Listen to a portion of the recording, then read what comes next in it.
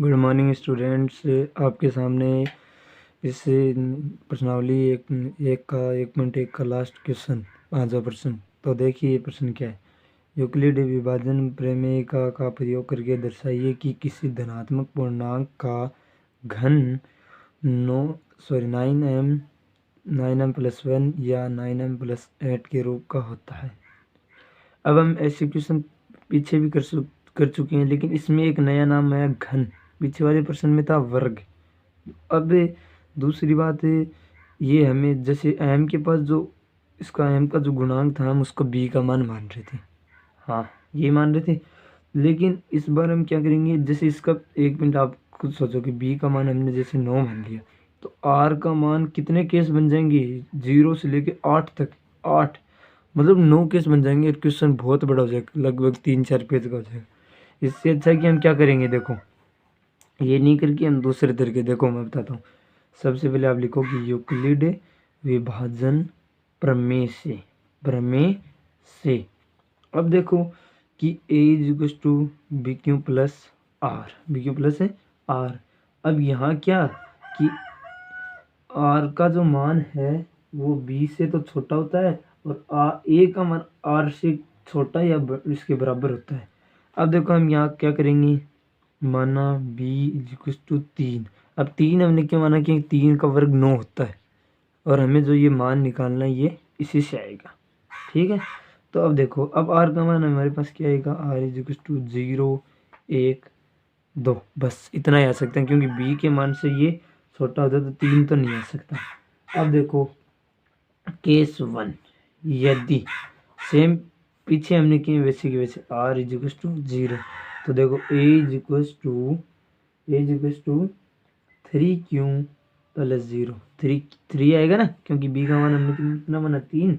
अब देखो इसका हम क्या करेंगे, घन करने पर, घन समझ गए, मतलब क्यूब, a की क्यूब और 3q की क्यूब। अब देखो ये जैसे कितना हो गया,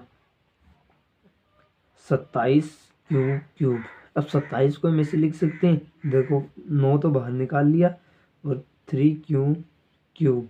अब देखो 9 3 27, 27 ऊपर वाली स्टेप वापस आ रही है ऊपर, और क्यूब क्योंकि क्यूब आ रही है, तो हम इसको ऐसे लिख सकते हैं।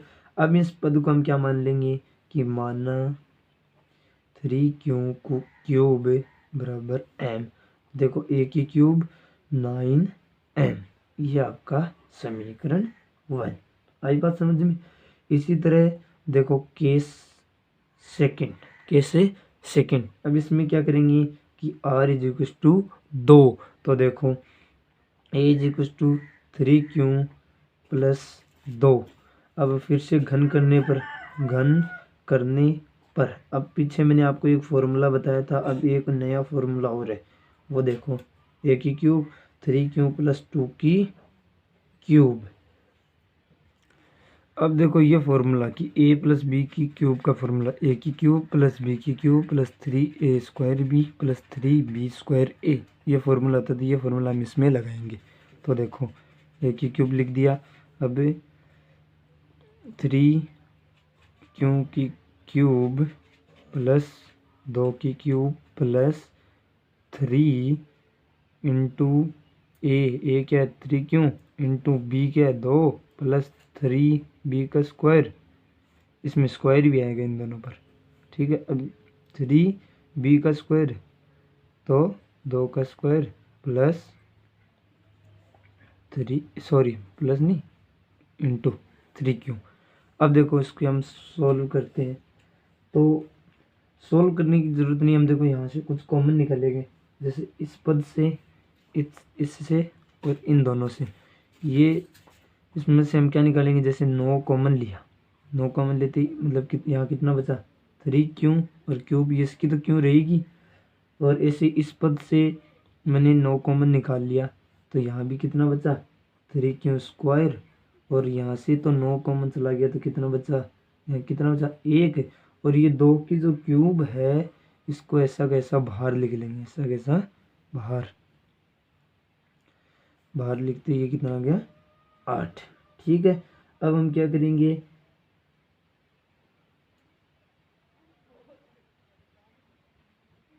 हाँ, अब हम क्या करेंगे देखो, तो आ गया।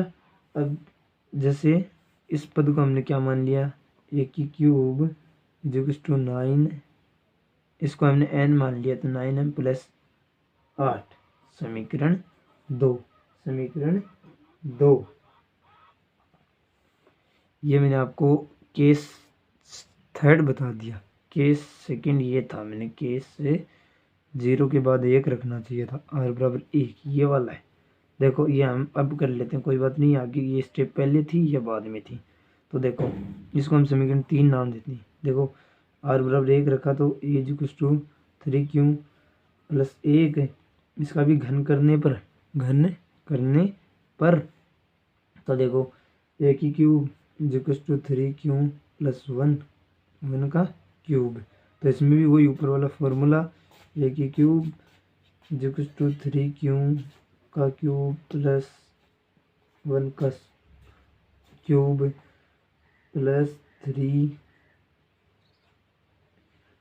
स्क्वायर इंटू 1 प्लस 3 इंटू 1 का स्क्वायर इंटू 3q, ये आ गया आपका। ठीक है, अब इसमें से फिर से कितना कॉमन है, इस पद से इससे 9 कॉमन निकालिए। देखो a की क्यूब बराबर 9 कॉमन निकाला, 9 कॉमन निकालते यहाँ तो बचा 3 क्यूब प्लस 3q स्क्वायर, और यहाँ बचा केवल q, और बाहर एक जो ये था ना, ये सॉरी ये वाला, तो ये बाहर ऐसा कैसा लिख दिया, इन 3 पद से 9 कॉमन निकाल लिया, ये बाहर ऐसा। तो अब इस पद को हम क्या मान लेंगे, m है ना। तो ये a की क्यूब 9, ये पद है m और प्लस 1, ये आपकी समीकरण 2। तो अब देखो, अब आपको क्या करना है, समीकरण ये आ गया, ये मान भी आ गया, और इससे पहले 9m आया था। तो अब आपको क्या लिखना है, अतः समीकरण 1, समीकरण 2 व समीकरण 3 से अब आपको प्रश्न की लाइन लिखने की, किसी धनात्मक पूर्णांक का